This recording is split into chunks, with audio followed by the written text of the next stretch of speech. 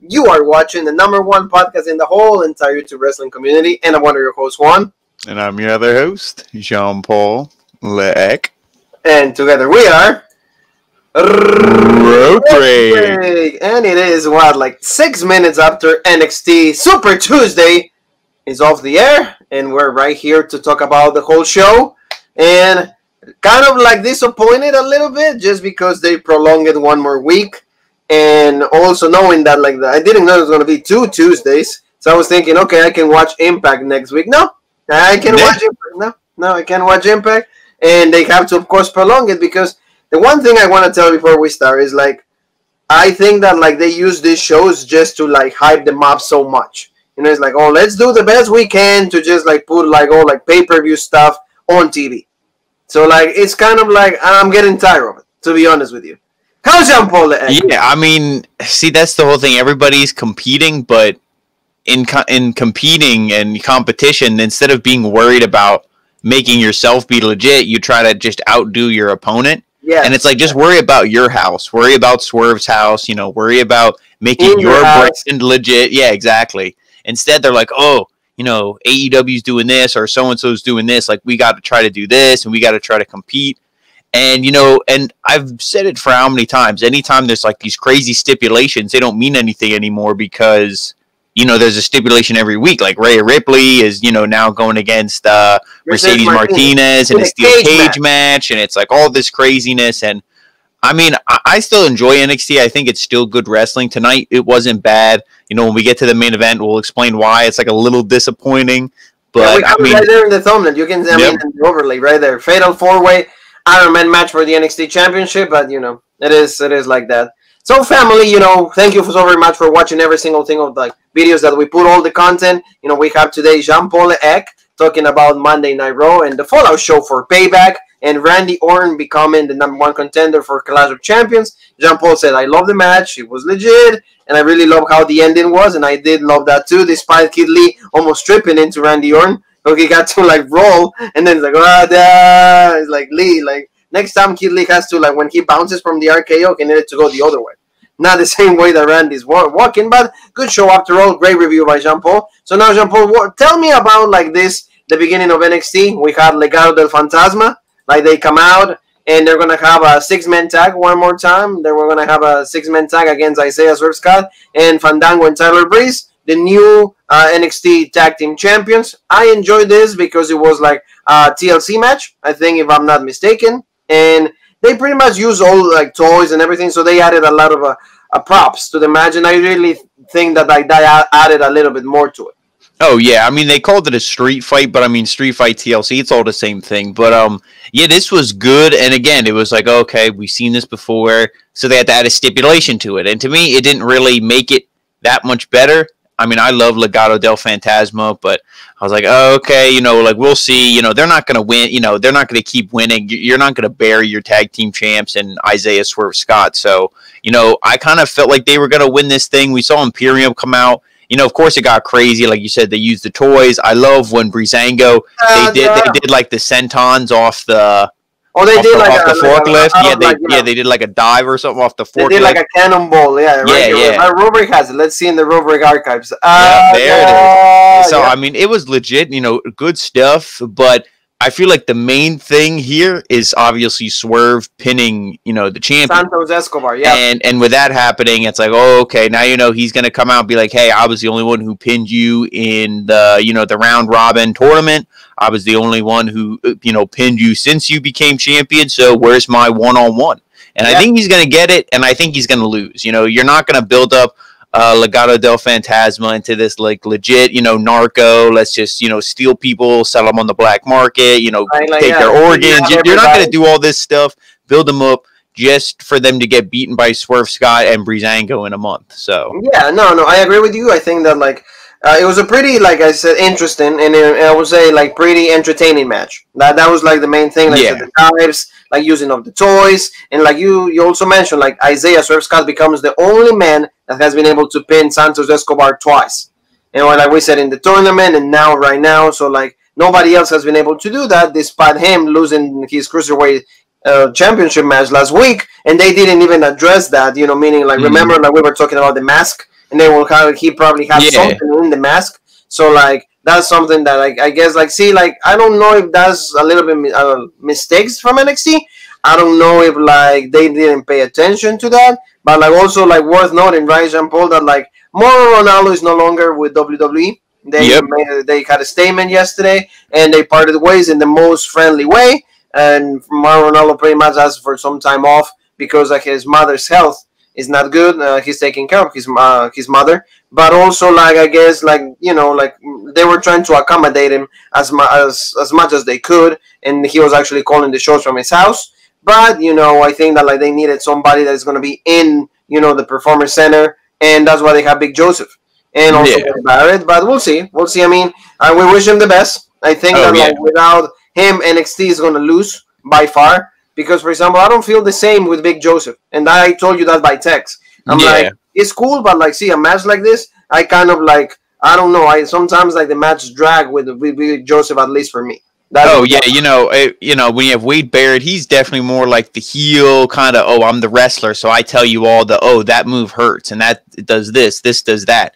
But Mauro was the pop guy. I mean, okay, some people didn't like his, rap references and this and that. It's like, the pop culture references. People didn't like that. But, when he's like, Mamma Mia, and freaking out and screaming, that gets you into it. Even, like, let's say you're being bullshit and you're not watching it and you're on your phone. Yeah. And he's like, oh, my God. You're like, what? And then you don't want to miss anything. But Vic Joseph is just, oh, yeah, look at that. And it's like, okay, Michael Cole. That's great. Okay. Yeah. Oh, look at that big I mean, and I do like him a lot more than Michael Cole and Tom Phillips, but he's cut from the same cloth. Yeah, it's a little bit more like that. But when it comes to this, at least we know that like they're gonna go with Isaiah Swerve going back to like the Santos Escobar in this match. And like we said that like Imperium, they're not done with Fandango and Breezango. I really like also they use like the fire extinguisher, like and also Fandango was throwing it around with like the ladder, and then he called like I think really good. Like and I was like that, and I was like okay, that's legit. So good opening on NXT. And we had a promo by Tegan Knox. A good friend of the house, Tegan Knox,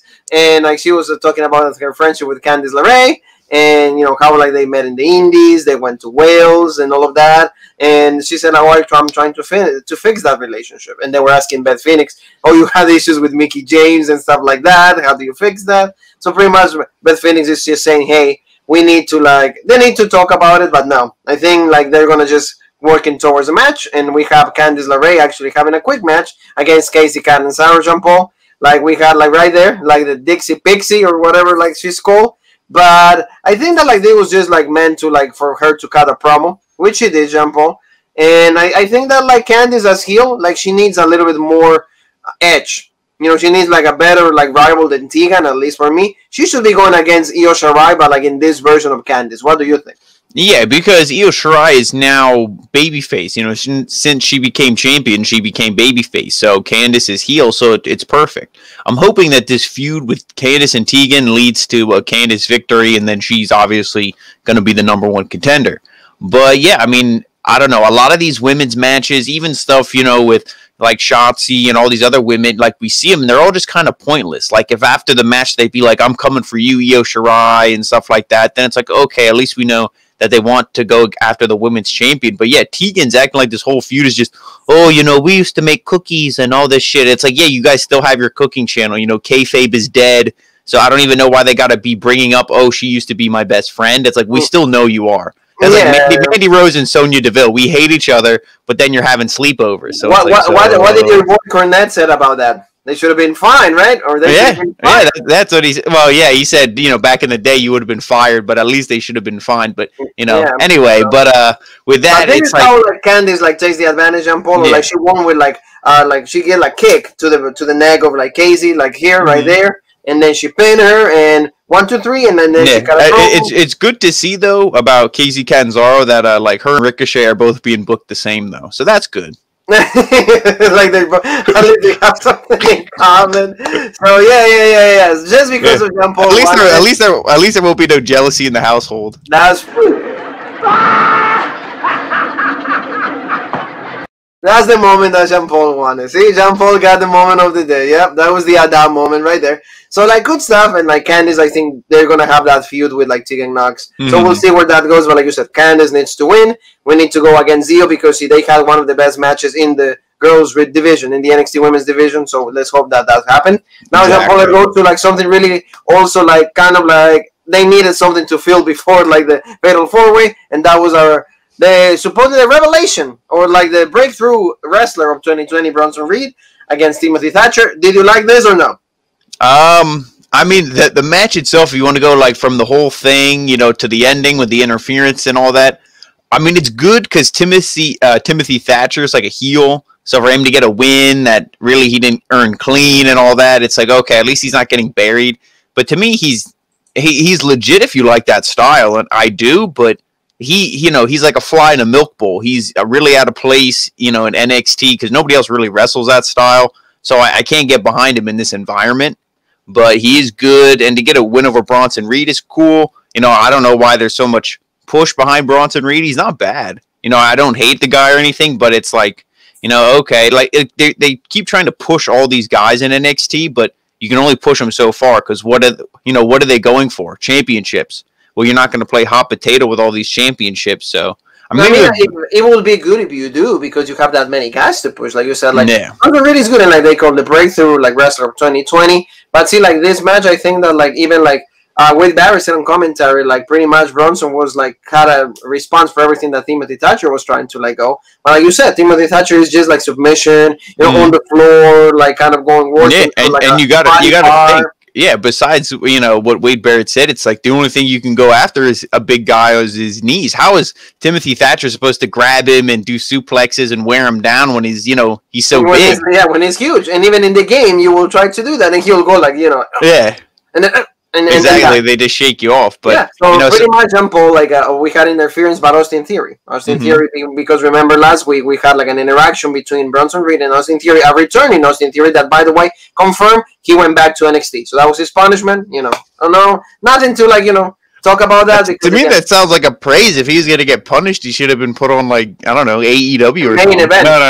No, the main event. But that's what happens, and that allowed like that distraction and that interaction with Austin Theory that allowed Timothy Thatcher to work on like the body parts, and then that was able to like do a submission at first, and then he got the Fujiwara armbar. And now is it not this one, Jean Paul? Oh my God, I'm so sorry. Spoiler alert. Family, right here. There you go. There we go. But see, I want you to tell me about this because you told me through text. Is like he tapped in the worst fashion possible, right? Yeah. Well, I think Austin Theory hit like a bulldog. Then he goes in. It's like armbar. Then he gets in the Fujiwara armbar, and like you see here, he's barely tapping. Like you're knocking on your like grandma's door. Like, oh, can I come in, grandma? Like he's barely tapping. There's no he's not screaming. He's not like he's not like dying in anguish from his arm being pulled out of the socket. He's just like okay.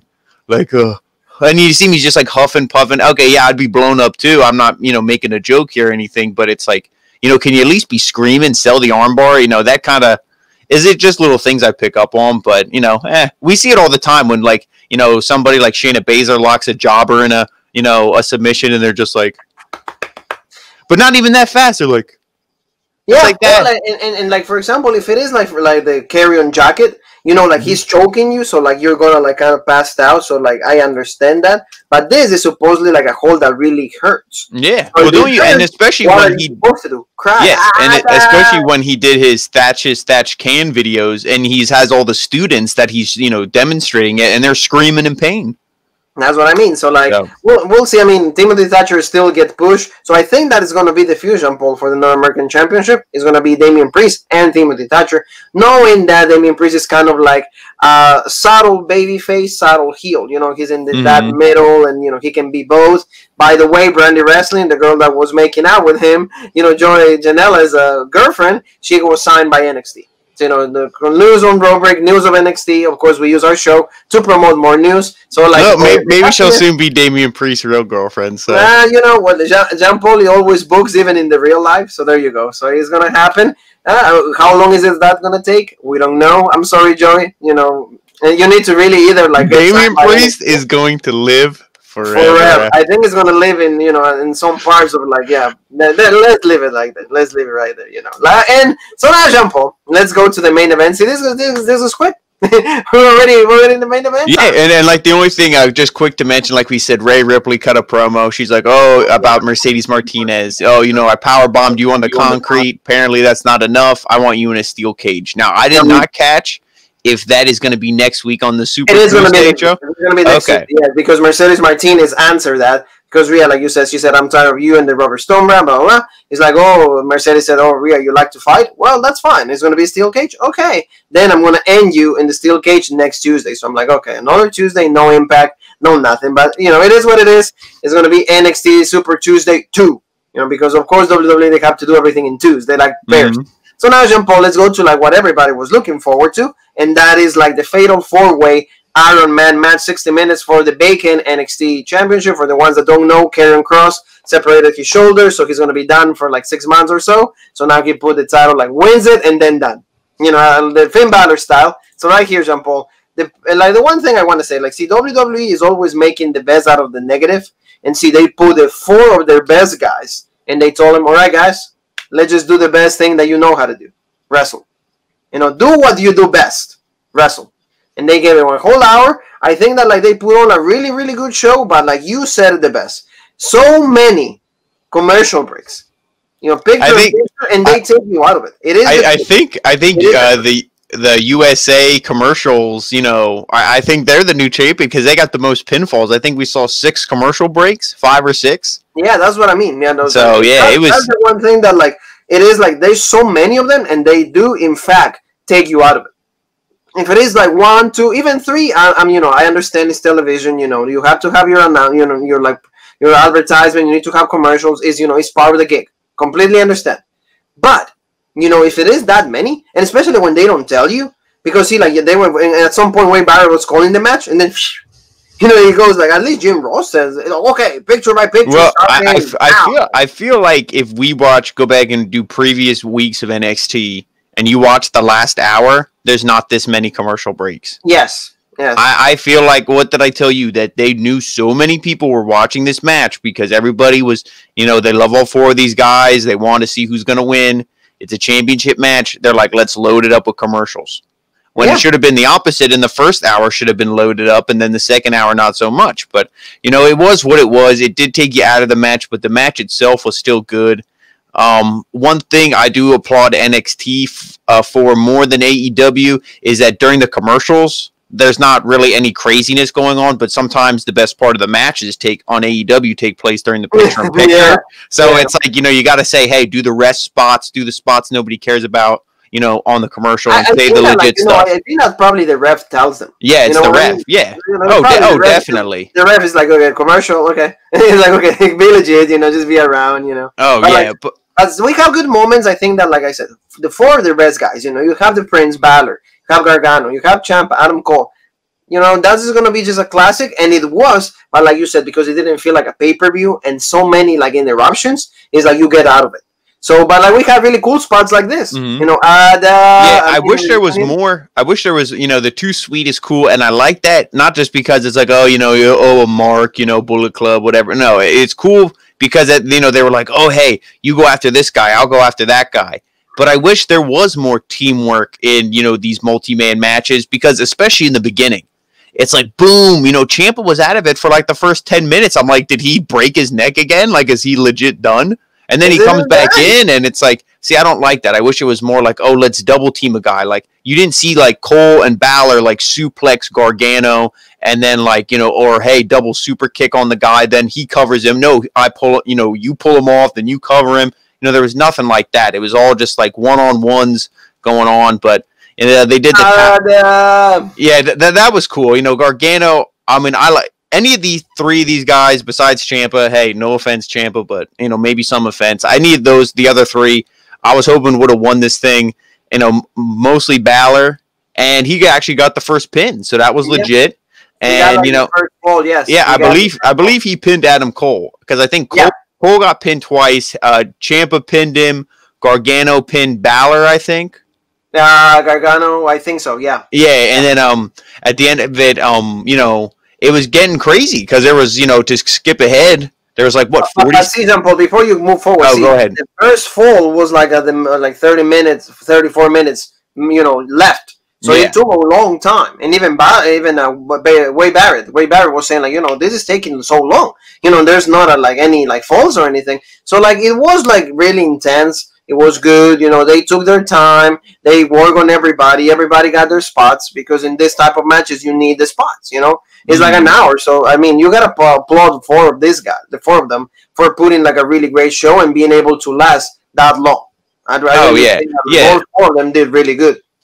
Oh, yeah, that's why I don't mind the spots where it's like, oh, let me throw a guy into the barricade, and then he just lays there for a couple minutes, hey, catch your breath. But like I said, in the beginning, when Ciampa was out for 10 minutes, I'm like, he can't be blown up already. Like, what's he doing, But anyway, it was good. And like you said, that the falls didn't come to the end. I didn't like how everybody got a pinfall. I feel like if let's say that's when Gargano ties it. Like you said, is Balor the one that gets pinned? Yes. Yeah. Let's say like Johnny Gargano didn't get a single pin in this thing. To me, that wouldn't have been a big deal. I don't know why it's like, oh, everybody has to get a pin, because then you might as well have it that nobody got a pin. Because, if we're going to say at the end of this thing, it came down to, when Ciampa, he had Gargano up there, he was going for it, the air raid crash, and, he didn't get it. The pin, I think it was broken up. No, Jean-Paul. Balor stomped him. Did it coup de grace. Yep, he stomped him. Yeah. And then the last shot, and then he Adam Cole rolled over Balor, so it was then it was 2-2, right? And I didn't think he was going to get it, because he Balor, he went dead weight, and then Adam Cole's trying to roll him over, and it's like 1, 2, and then he, the 3 count came right as it hit 0. Right there, right there. Counted. 1 second left, yeah. Yep. And I mean, it was legit, but you and I were both we were like, because. They built this thing up. It was supposed to be legit, but in the back of my mind, as time was winding down, I was like, there's Super Tuesday next week. They're going to pull some kind of bullshit. There's going to be something sketchy, something funny business. And that's what this was. But, a singles match between, these two, because obviously Regal came out, if you have a brain and you know how wrestling works, you knew what was going to happen. They weren't going to give more time, because USA's like, no, we got to show some bullshit movie. You only have till 10 o'clock. So they were like, okay, well, it's going to be for next week. So Regal came out. He's like, you two, next week, one fall to a finish. And they were both like, yep, like, let's do it. So right there, you have them right there, see? Right there. Right there, like you said. I just, going along to what you're saying, I wasn't too happy with the ending, just because you promised me a new NXT champion. And, if you give me the 4 guys that you have, and if you have to prolong it 1 more week, I'm not too interested anymore. Not at least for me. I mean, I know Balor and Adam Cole are both of my favorites. I love both.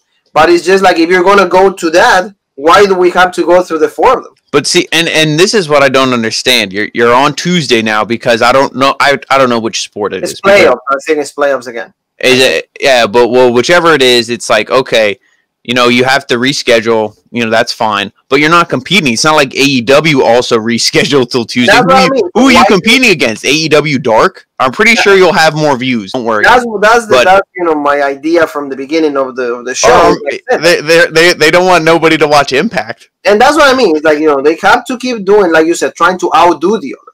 Trying to over. It's not. I don't know. It's not like you worry about your own show. It's like they put the best. It's what. Let's try to kill this guy. So I don't really like that, I just think, picture, but that's all I did, Yeah, I think, you could have easily had, and that, that picture, that should be the thumbnail. That's a legit picture. But, what I would do is, you could have had Balor win tonight, because Cole, Cole's legit, but he just had a, super long title reign. Do we want to see Cole as champion again? No. No. So Balor should have been the man, and next week he could have had his coronation. You could have had maybe Ciampa come out, or somebody, and then, okay, that's kind of, not like beat him up, but like hinting this is going to be the feud.